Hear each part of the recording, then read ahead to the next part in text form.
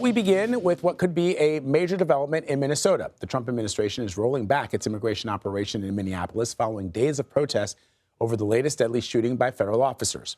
Border Patrol Commander Gregory Bovino and some federal agents are set to leave the Twin Cities as soon as today. The weekend killing of Alex Pretti is the second deadly shooting by a federal agent in less than 3 weeks. Minneapolis Police Chief Brian O'Hara told CBS News chief correspondent Matt Gutman people have had enough.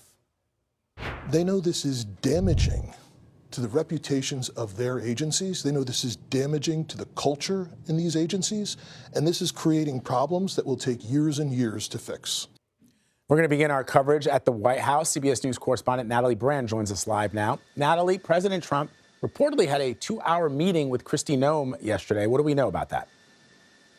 Good morning, Vlad. Yes, CBS News confirmed that Noem was here at the White House and that she is facing some internal scrutiny within the administration, faced questions about her handling of this shooting. Because keep in mind, there's not only been a lot of scrutiny and backlash to the incident itself, but also Noem and other administration officials' comments following that shooting, in which some of the statements they were making contradicted bystander video and witness accounts. So there is this meeting at the White House, though sources tell CBS News that she is expected to keep her job, but perhaps shift focus from these interior enforcement operations in major U.S. cities to other priorities such as the southern border. And it comes as President Trump's border czar, Tom Homan, has now been sent to Minneapolis to take the lead on the ground there. He's viewed as someone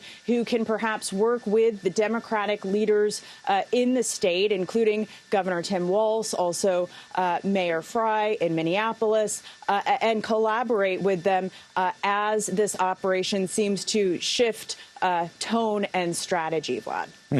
All right, let's talk about Pennsylvania Governor Josh Shapiro, who is considered a possible presidential contender for 2028. He joined us on CBS Mornings to discuss the immigration crackdown. Let's talk about what he had to say.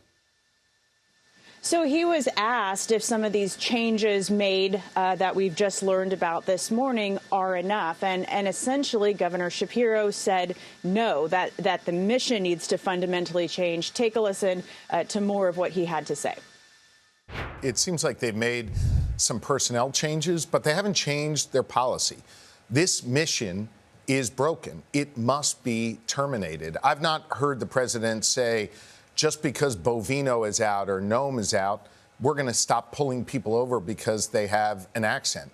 We're going to stop violating people's constitutional rights. We're going to stop engaging in tactics that do not comport with typical and responsible policing practice. They've said none of that. Democratic Governor Shapiro who, as you noted, could be a potential 2028 hopeful, also argued that the administration has, quote, eviscerated trust between federal law enforcement and local communities. He also called on Congress to take a stand. And all of this could be coming to a head later this week when we're likely to see a big standoff over a DHS funding bill and a partial government shutdown that a deadline is looming by Friday. Democrats pushing for a freeze in ICE funding and also policy changes to try to put guardrails on ICE tactics, Vlad. All right, Natalie Brand for us at the White House. Natalie, thank you. CBS News correspondent Ian Lee is joining me now live from Minneapolis. So, Ian, do we have any indication yet how this operation is potentially expected to scale back in the next few days? Hi, Vlad. So there are really kind of three indicators we're looking at right now. First off, you have this top Border Patrol commander, Gregory Bovino, and some of his men leaving, that announcement made. Then you also have from two sources at DHS confirming or telling CBS News that the department is going to start withdrawing some of its agents from the area.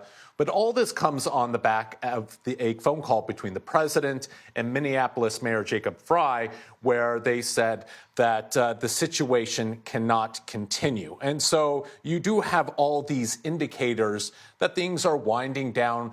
But the government has said that they'll be done when they say they're done. So Operation Metro Surge looks like it may be winding down, but that will be ultimately up to the government to decide. And so how are people reacting to the news? Cautious optimism from some folks. This has been very heavy for the city. Talking to people, they haven't been out in the streets like we saw after George Floyd's killing, but this is still a city, for the most part, is very well activated. There are communities that are coming together to provide food for people who may be in hiding, and also provide, just any of those essentials. So the community has been activated. A lot of people want to see ICE gone. They want these raids to stop. And so these are indicators that could happen. But like I said, it ain't over until it's over, Vlad. Yeah, for sure. Ian Lee reporting from Minneapolis for us. Ian, thank you.